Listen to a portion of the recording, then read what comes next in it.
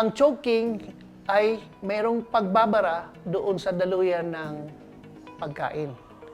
Ngunit kasama ring mababarahan yung dinadaanan ng hangin. Kaya ang tao ay gagawa ng ganito. Ang tawag ito ay universal sign of choking. May dalawang klaseng choking. Una, yung partial obstruction na mayroong maayos na palitan ng hangin. Mayroon ding partial obstruction with poor air entry.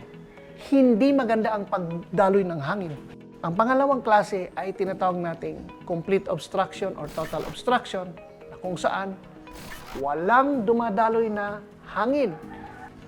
Ang ginagawa natin dito, kung siya ay nakatayo pa, ay magpe-perform tayo ng tinatawag na abdominal thrust, kung saan itutulak yung upper portion ng ating tiyan upang maitulak yung thoracic cavity at mag-i-increase yung pressure niya para mailuwa natin yung bara.